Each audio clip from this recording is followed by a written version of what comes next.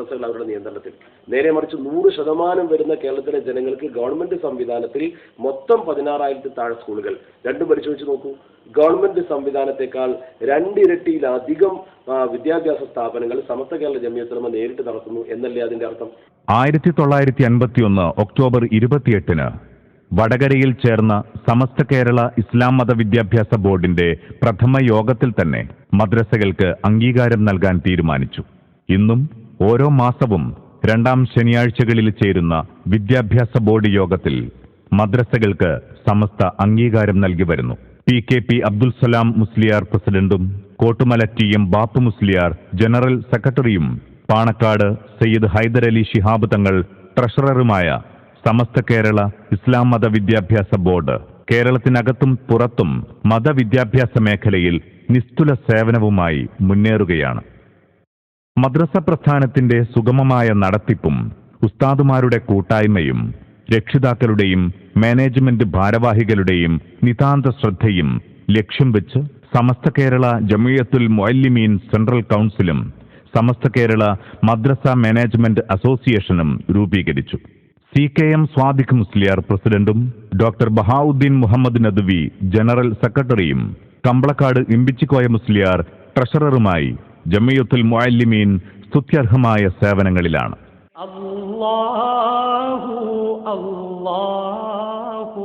ഉമ്മത്തിന്റെ ഈമാനിന് കാവലിരുന്ന് ഇസ്ലാമിക സംസ്കൃതിക്ക് ഊടും പാവും നൽകിയ സമസ്ത 50 വർഷം പിന്നിട്ടപ്പോഴേക്കും കേരളത്തിലെ പരമോന്നത പണ്ഡിത പ്രസ്ഥാനമായി പേരെടുത്തു. പ്രബോധന വഴികൾ വിസ്തൃതമാക്കിയും ആദർശ പ്രതിബദ്ധത ഊട്ടിയുറപ്പിച്ചും ആബാലവൃദ്ധം ജനങ്ങളിലേക്കും പരിശുദ്ധ ഇസ്ലാമിന്റെ സത്യസാക്ഷ്യമെത്തിക്കാൻ സമസ്ത ശാസ്ത്രീയമായ പദ്ധതികൾ ആവിഷ്കരിച്ചു. സച്ചരിതർ കടന്നുവന്ന നാൾ വഴികളിലെ പ്രത്യയശാസ്ത്രഭാവങ്ങൾക്ക് ഒരു തരി പോറലുമേൽക്കാതെ ഇസ്ലാമിലെ ഇളം തലമുറകളിലൂടെ കാത്തുസൂക്ഷിക്കാൻ സമസ്തയുടെ നേതൃത്വത്തിലുള്ള മദ്രസകളും പള്ളി ദർസുകളും യത്തീംഖാനകളും അറബിക് കോളേജുകളും ദൗത്യ നിർവഹണ വീഥിയിൽ സജീവമായി. വളരെ സുദീർഘമായ രീതിയിൽ ആധുനിക കാലഘട്ടത്തിൻ്റെ നാഡീസ്പന്ദനങ്ങൾ മനസ്സിലാക്കി സമൂഹത്തെ അഭിമുഖീകരിക്കാൻ യോഗ്യതയുള്ള മതവിദ്യാഭ്യാസവും മതേതര വിദ്യാഭ്യാസവും സമന്വയിച്ച് കരസ്ഥമാക്കിയ ഒരു പുതിയ പണ്ഡിത വിഭാഗത്തെയാണ് ദാറുൽ ഹുദ തയ്യാറാക്കിക്കൊണ്ടിരിക്കുന്നത്. 30 വർഷത്തിലധികമായി സമസ്ത കേരള സുന്നി മഹല്ല് ഫെഡറേഷൻ്റെ മലപ്പുറം ജില്ലാ കമ്മിറ്റിയുടെ കീഴിൽ സ്ഥാപിതമായ ദാറുൽ ഹുദ കേരളത്തിനകത്ത് മാത്രമല്ല കേരളത്തിന് പുറത്തും ഇന്ത്യ രാജ്യത്തിന് പുറത്തുള്ള വിവിധ രാഷ്ട്രങ്ങളിലുമൊക്കെ അവിടെ നിന്ന് പഠിച്ച് പുറത്തിറങ്ങിയ പണ്ഡിതന്മാരുടെ പ്രവർത്തനങ്ങളാൽ അനുഗ്രഹീതമായത് എല്ലാവർക്കും അറിയാവുന്നതാണ്. യൂണിവേഴ്സിറ്റികളിൽ, കോളേജുകളിൽ, മതഭൗതിക സമന്വയ വിദ്യാഭ്യാസ സ്ഥാപനങ്ങളിൽ, പത്ര പ്രവർത്തന രംഗത്ത്, ദൃശ്യശ്രാവ്യ രംഗങ്ങളിലൊക്കെ ദാറുൽ ഹുദയുടെ സന്തതികൾ അൽഹംദുലില്ലാഹ് ഇന്ന് വളരെ സന്തോഷകരമായ അഭിമാനാർഹമായ രീതിയിൽ പ്രവർത്തനങ്ങൾ നടത്തി വരുന്നുണ്ട്. പരിശുദ്ധ ദീനിന്റെ പ്രൗഢി കാക്കുന്നതിന് പഴമക്കാർ ബാക്കിവെച്ച ജീവിത പാടുകൾ പകർത്തിയെഴുതാൻ പുതുതലമുറ പ്രതിജ്ഞാബദ്ധരായി. തവസ്സുലും ഇസ്തിഗാസയും മൗല മൗലീദും ഹദ്ദാദ് റാത്തീബും നൂലും മന്ത്രവും ഉറുക്കുമെല്ലാം കറകളഞ്ഞ വിശ്വാസ കരുത്തോടെ സുന്നത്ത് ജമാഅത്തിന്റെ ആദർശത്തോടടുപ്പിച്ച് നെഞ്ചോട് ചേർത്ത് പിടിച്ച് കേരളത്തിലെ മുസ്ലിം ഉമ്മത്ത് അന്തസ്സാർന്ന ജീവിതം ചിട്ടപ്പെടുത്തി.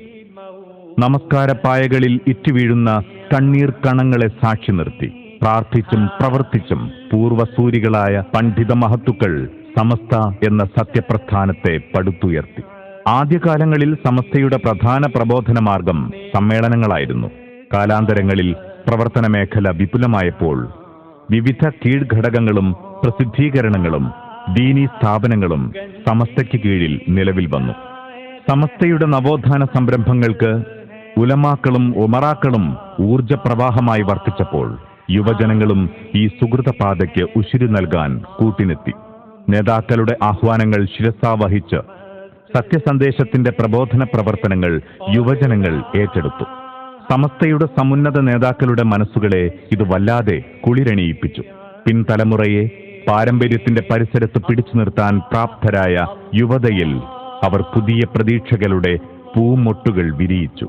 അല്ലാഹു അല്ലാഹ് യുവജന സംഘടന ആവശ്യമാണ് സമസ്തക്ക് കരുത്ത് പകരാൻ എന്ന് തോന്നിയപ്പോൾ 1950-കളിൽ സുന്നി യുവജന സംഘത്തിന് രൂപകൽപ്പന നൽകി. ബഹുമാന്യനായ മുസ്ലിം സമൂഹത്തിൽ ഏറെ സ്വീകാര്യരായ നേതാക്കളാണ് സമസ്തയുടെ എല്ലാ നേതാക്കളും. പാണക്കാട് സെയ്ദ് പൂക്കോയ തങ്ങളായിരുന്നു സമസ്ത യുവജന വിഭാഗത്തിന്റെ ആദ്യത്തെ സംസ്ഥാന അധ്യക്ഷൻ. സമസ്തയ്ക്ക് താങ്ങും തണലുമാകാൻ സുന്നി യുവചേതനയെ സംഘശക്തിയാക്കണമെന്ന നേതാക്കളുടെ വിചാരപ്പെടലുകൾ SYS എന്ന യുവജന പ്രസ്ഥാനത്തിന്റെ പിറവിക്ക് നിമിത്തമായി. 1954-ൽ താനൂരിൽ നടന്ന സമസ്തയുടെ 20ാം വാർഷിക സമ്മേളനത്തിലാണ് SYS പിറന്നു വീഴുന്നത്. തുടർന്ന് 7 വർഷം ഈ സംഘടന സമസ്തയുടെ നിരീക്ഷണത്തിൽ കഴിഞ്ഞു. 1961-ൽ കക്കാട്ട് നടന്ന 21ാമത് സമ്മേളനത്തിൽ സമസ്തയുടെ കീഴ്ഘടകമായി SYS അംഗീകരിക്കപ്പെട്ടു. സുന്നി കൈരളിയുടെ ആശയും ആവേശവും പ്രതീക്ഷയും പ്രത്യാശയുമായി SYS സേവന രംഗത്തിറങ്ങി. 6 പതിറ്റാണ്ടുകൊണ്ട് 6 നൂറ്റാണ്ട് കാലത്തെ ആദർശ ദൗത്യം അടയാളപ്പെടുത്തിയ വൈവിധ്യമാർന്ന പ്രവർത്തനങ്ങൾ സുന്നി യുവജന സംഘം കൈരളിയുടെ മുമ്പിൽ സമർപ്പിച്ചു. 2014-ൽ കാസർകോട് വാദി ത്വയ്ബയിൽ നടന്ന SYS 60ാം വാർഷിക മഹാസമ്മേളനം സുന്നി യുവശക്തിയുടെ അജയ്യത വിളിച്ചോതുന്നതായിരുന്നു.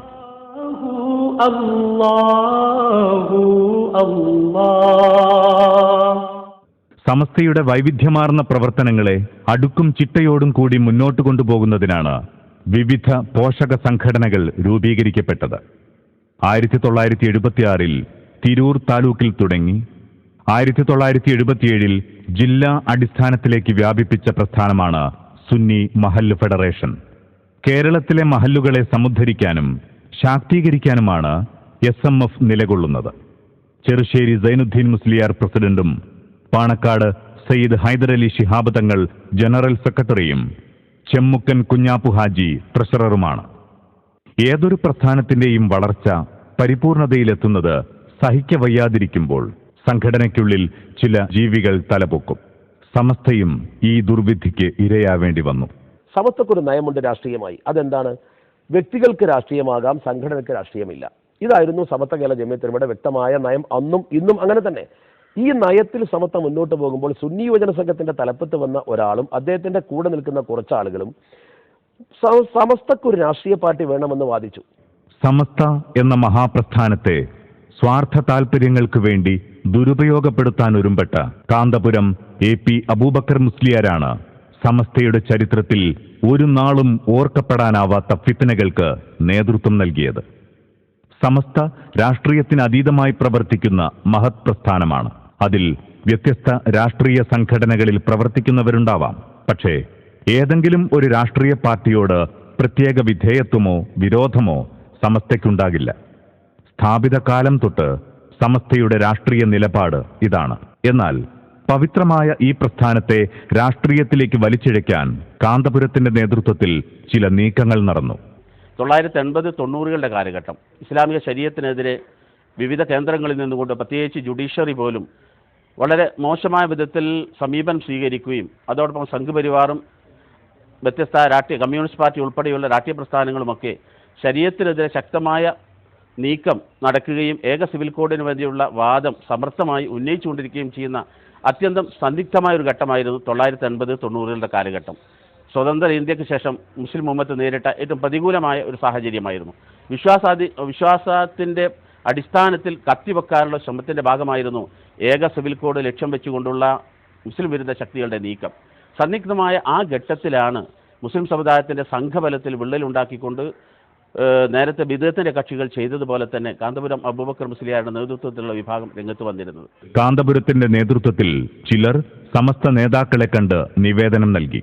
സമസ്ത മുഷാവറ മുൻകൈയെടുത്ത് സുന്നികൾക്ക് പ്രത്യേക രാഷ്ട്രീയ പാർട്ടി രൂപീകരിക്കുകയോ സമസ്തയിലൂടെ കീഴ്ഘടകമായ സുന്നി യുവജന സംഘത്തെ ഒരു രാഷ്ട്രീയ പാർട്ടിയായി അംഗീകരിക്കുകയോ ചെയ്യണമെന്ന കാന്തപുരം സമസ്തയുടെ സമുന്നത പണ്ഡിതന്മാർക്ക് മുമ്പിൽ അവതരിപ്പിച്ചത്. എന്നാൽ സമസ്തയുടെ സ്ഥാപിത കാലം തൊട്ട് തുടർന്നു വന്ന നയത്തിനെതിരെയുള്ള ഈ ആവശ്യം അർഹിച്ച അവജ്ഞയോടെ സമസ്ത നേതാക്കൾ തള്ളിക്കളഞ്ഞു. ഇലക്ഷൻ രംഗത്ത് സമസ്ത ഇന്ന് വരെ ചെയ്യാത്ത പ്രവർത്തനം പരസ്യമായി ഇവർ രംഗത്തിറങ്ങിക്കൊണ്ട് ചെയ്തു. വ്യക്തിപരമായി ചെയ്യാം, പക്ഷെ സമസ്തയുടെ കൊടി പിടിച്ച് ചെയ്യാനാവില്ല. അവരതും ചെയ്തു. യോഗം വിളിച്ചു, ഇന്ന പാർട്ടിയെ തോൽപ്പിക്കണമെന്ന് പറഞ്ഞു.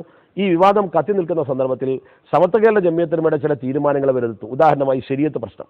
ഇന്ത്യയിൽ മുസ്ലിങ്ങളെ ബാധിച്ച പ്രധാനപ്പെട്ട പ്രശ്നമാണ് ശരീഅത്ത് പ്രശ്നം. അന്ന് ഇന്ത്യൻ മുസ്ലിങ്ങളെ ബാധിക്കുന്ന ഈ പ്രധാനപ്പെട്ട വിഷയത്തെക്കുറിച്ച് ഗുലാം മഹമ്മൂദ് ബനാത്വാല പാർലമെന്റിൽ ഒരു സ്വകാര്യ ബില്ല് അവതരിപ്പിച്ചു. ആ ബില്ല് ഏറ്റെടുത്തു രാജീവ് ഗാന്ധി. അദ്ദേഹം ബനാത്വാലയോട് ചോദിച്ചു, നിങ്ങളുടെ ഈ വികാരം മുസ്ലിങ്ങൾക്കുണ്ടോ എന്ന് ഞാൻ പരിശോധിക്കും. രഹസ്യാന്വേഷണ വകുപ്പിനെ കൊണ്ടത് പരിശോധിപ്പിക്കാൻ തീരുമാനമുള്ളപ്പോൾ സ്വാഭാവികമായി മുസ്ലിങ്ങളുടെ വികാരം എന്തെന്ന് ഗവൺമെന്റിനെ അറിയിക്കേണ്ടതുണ്ട്. Maulana Abul Hasan Ali Nadwi Sahib Muslim Personal Law Board യോഗം വിളിച്ചു. ആ യോഗത്തിൽ വെച്ച് സേഡ് സാഹിബിനെ ചുമതലപ്പെടുത്തി. കേരളത്തിലെ മുസ്ലിങ്ങളുടെ വികാരം പ്രധാനമാണ്. സംഘടിതരായ മുസ്ലിങ്ങളുടെ പ്രദേശമാണ് കേരളം. കേരളത്തിലെ സംഘടിത മുസ്ലിം ശക്തിയുടെ തലപ്പത്തിരിക്കുന്ന വ്യക്തിയാണ് ശംസുലമ ഇ കെ അബൂബക്കർ മുസ്ലിയാർ, ബഹുമാനപ്പെട്ട ഷെയ്ഖുന ശംസുലുലമ. അദ്ദേഹത്തെ ചെന്ന് കണ്ട് പിൻബലം ആവശ്യപ്പെടാൻ സേഡ് സാഹിബിനെ ചുമതലപ്പെടുത്തി മൗലാന അബുൽ ഹസൻ അലി നദ്വി സാഹിബ്. ഒരു രാഷ്ട്രീയ പാർട്ടിയുടെ ലീഡർ എന്നോ MP എന്നോ ഉള്ള അവസ്ഥയിൽ നിന്ന് മാറി ഈ രാജ്യത്തെ മുസ്ലിം പേഴ്സണൽ ലോ ബോർഡിന്റെ മെമ്പർ എന്ന രീതിയിലാണ് ബഹുമാനപ്പെട്ട സേഡ് സാഹിബ് വെള്ളിമാട് കുന്നിൽ വന്ന് ഷെയ്ഖുനയെ ക്ഷണിച്ചത്. ഷെയ്ഖുന വിഷയ ഗൗരവം മനസ്സിലാക്കിയതിൽ പങ്കെടുത്തു. ഈ ഷെയ്ഖുന പങ്കെടുത്ത് തെറ്റാണെന്ന് പറഞ്ഞുകൊണ്ട് അതിനെതിരെ പ്രചരണം നടത്തി അദ്ദേഹത്തെ ആക്ഷേപിച്ച് ആദർശം ചോർന്നു പോയി എന്ന് പ്രചരിപ്പിക്കുന്ന ഒരു സ്വഭാവം ഇവിടെ ഉണ്ടായില്ലേ? സമസ്തയുടെ അനുവാദത്തോടെ രാഷ്ട്രീയത്തിലിറങ്ങാൻ കഴിയില്ലെന്ന് തിരിച്ചറിഞ്ഞ വിഘടനവാദികൾ പിന്നീട് വളഞ്ഞ വഴികൾ കണ്ടെത്തി തുടങ്ങി. സമസ്തയുടെ സാത്വിക നേതൃത്വത്തെ അവമതിക്കാൻ രാഷ്ട്രീയ പ്രസംഗങ്ങളും പ്രസ്താവനകളുമായി അവർ രംഗത്തു വന്നു. സമുന്നത നേതാക്കളായ Kottumala Abubakar Musliyar, Vaniyambalam Abdurahman Musliyar, CH Hydros Musliyar, MM Basheer Musliyar, Koottanad KV Muhammad Musliyar, KT Manu Musliyar, CKM Sadiq Musliyar എന്നിവർ ഇതിനെതിരെ ജാഗ്രതയോടെ നിലയുറപ്പിച്ചു. കാന്തപുരത്തിന്റെ തെറ്റായ നീക്കങ്ങളെ നിയന്ത്രിക്കാൻ സമസ്ത നേതാക്കൾ ആവത് ശ്രമിച്ചെങ്കിലും അതെല്ലാം കാന്തപുരം തന്ത്രപൂർവം തള്ളിക്കളയുകയായിരുന്നു. ഒരു പരിധിവരെ അദ്ദേഹത്തിന്റെ ലക്ഷ്യത്തിൽ ഒരു പരിധിവരെ വിജയിക്കാൻ കഴിഞ്ഞു എന്ന് നിഷേധിക്കാൻ കഴിയില്ല. അദ്ദേഹം ആഗ്രഹിച്ച എന്തായിരുന്നു? മുസ്ലിം ഉമ്മത്തിന്റെ സംഘശക്തിയിൽ വിള്ളലുണ്ടാക്കുക എന്നായിരുന്നു. നമ്മുടെ നാടുകളിലൊക്കെ വല്ലാത്ത കുഴപ്പങ്ങൾക്ക് വിത്തുപാകുന്ന ഒരു സാഹചര്യമായിരുന്നു ഉണ്ടായിരുന്നത്. പള്ളികളിൽ അടിപിടി നടന്നു, സംഘടന നടന്നു, പോരാട്ടങ്ങൾ നടന്നു, യുദ്ധം നടന്നു. ഒരുപാട് പരസ്പര ആക്ഷേപകരമായ സാഹചര്യങ്ങൾ മതകീയ രംഗത്ത് നമുക്ക് കാണാൻ ഇടവന്ന ഒരു കാലഘട്ടമായിരുന്നു 1985 ശേഷം, ഈ ശരീഅത്ത് വിവാദത്തിന് ശേഷം കാന്തപുരം അബൂബക്കർ മുസ്ലിയാരുടെ നേതൃത്വത്തിലുണ്ടായിരുന്ന നീക്കങ്ങളുടെ അനന്തരഫലമായി കൊണ്ടുണ്ടായിരുന്നു. പലപ്പോഴും അതിനൊക്കെ അദ്ദേഹം കൂട്ടുപിടിച്ചിരുന്നത് വിശ്വാസത്തെയായിരുന്നു, സുന്നത്ത് ജമാഅത്തിനായിരുന്നു, പടച്ച റബ്ബിനെയായിരുന്നു അദ്ദേഹം അതിനൊക്കെ കൂട്ടുപിടിച്ചിരുന്നത്. എല്ലാ നുണകളും ആവർത്തിക്കുമ്പോൾ, എല്ലാ അബദ്ധങ്ങളും ആവർത്തിക്കുമ്പോൾ അതിന് മേമ്പടിയായിക്കൊണ്ട് അദ്ദേഹം വല്ലാഹി വല്ലാഹി സുമ്മ വല്ലാഹി എന്ന് പറഞ്ഞ് ആവർത്തിച്ചുകൊണ്ട് അതിനെയൊക്കെ ന്യായീകരിക്കുന്ന സാഹചര്യമാണ് നമുക്ക് കാണാൻ കഴിഞ്ഞത്. തിരിച്ചറിവും നിസ്വാർത്ഥതയുമുള്ളവർ ഇതിനെതിരെ ശക്തമായി പ്രതികരിച്ചു. 1987 സെപ്റ്റംബറിൽ ചേർന്ന സമസ്ത കേരള ഇസ്ലാം മത വിദ്യാഭ്യാസ ബോർഡ് യോഗം സമസ്തയിലെ പ്രശ്നം ഗൗരവപൂർവം ചർച്ച ചെയ്തു. മസ്ലഹത്ത് ശ്രമങ്ങൾ പലതും നടന്നു. എല്ലാ ശ്രമങ്ങൾക്കും കാന്തപുരം തുരങ്കം വെച്ചു. സമുദായ സംഘശക്തിയിൽ വിള്ളൽ വീഴാതിരിക്കാൻ സാത്വികരായ പണ്ഡിതന്മാർ ഒരു ഭാഗത്ത് കഠിന പ്രയത്നം നടത്തിക്കൊണ്ടിരിക്കെ ഏകപക്ഷീയമായി കാന്തപുരം SYS സമ്മേളനം എറണാകുളത്ത് പ്രഖ്യാപിച്ചു. ഇതോടെ കേരളത്തിലെ മഹാഭൂരിപക്ഷം സുന്നി പ്രവർത്തകർ സടകുടഞ്ഞെഴുന്നേറ്റു. കാന്തപുരം കക്ഷികൾ അങ്കലാപ്പിലായി. സമ്മേളന പ്രവർത്തനങ്ങൾ നിർത്തിവെക്കാൻ സമസ്ത മുശാവറ ആവശ്യപ്പെട്ടു. വിദ്യാഭ്യാസ ബോർഡിന്റെ നേതൃത്വത്തിൽ അവസാനവട്ട മസ്ലഹത്തിനും കാന്തപുരം പാരവെച്ചതോടെ മുശാവറയിൽ നിന്ന് കാന്തപുരവും ഉള്ളാൾ തങ്ങളും ഉൾപ്പെടെയുള്ള 6 പേരെ സമസ്ത പുറത്താക്കി. 1989 സമസ്ത കേരള ജമിയത്തുലമയിൽ നിന്നും 6 പേരെ അച്ചടക്ക നടപടിക്ക് വിധേയമായി പുറത്താക്കി. കണ്ണിയത്ത് ഉസ്താദ് 1926 മുതൽ മുശാവറ മെമ്പറാണ്. 89 കണ്ണിയത്ത് ഉസ്താദിന് 63 വർഷത്തെ പാരമ്പര്യമുണ്ട് സമസ്തയിൽ. അതിൽ 22 കൊല്ലം പ്രസിഡന്റാ. 63 കൊല്ലത്തെ പാരമ്പര്യവും 22 കൊല്ലത്തെ പ്രസിഡന്റ് പദവി വഹിച്ച പാരമ്പര്യവുമുള്ള കണ്ണിയത്ത് ജീവിച്ചിരിക്കെ 89 അദ്ദേഹത്തിന്റെ സ്ഥാനത്തേക്ക് കണ്ണിയത്ത് സമസ്തയിൽ വന്ന് 30 കൊല്ലം കഴിഞ്ഞിട്ട് മുശാവറിൽ വന്ന ശംസുലമയുടെ 4 കൊല്ലത്തെ ശിഷ്യനായ ഒരാളെ പ്രസിഡന്റാക്കി ഒരു കമ്മിറ്റി ഉണ്ടാക്കി. ന്യായമോ അന്യായമോ? തീരുമാനം പ്രഖ്യാപിക്കപ്പെട്ട യോഗത്തിൽ നിന്ന് സമസ്തയുടെ സമുന്നത നേതാക്കളെ പുറത്തേക്കിറങ്ങാൻ കാന്തപുരവും അദ്ദേഹത്തിന്റെ ആഹ്വാനപ്രകാരം യോഗസ്ഥലത്തെത്തിയ ഗുണ്ടകളും സമ്മതിച്ചില്ല. അവർ നേതാക്കൾക്കെതിരെ പാഞ്ഞെടുത്തു. അറപ്പും വെറുപ്പും ഉളവാക്കുന്ന തെറിവിളികളെ കൊണ്ട് നേതാക്കൾക്കു നേരെ കൊഞ്ഞനം കുത്തി. കണ്ണിയത്ത് ഉസ്താദിനെയും ഷംസുൽ ഉലമയെയും തെരഞ്ഞുപിടിച്ച് തെരുവിലിട്ട് പക തീർക്കാൻ കാന്തപുരത്തിന്റെ അനുയായികൾ തയ്യാറായി.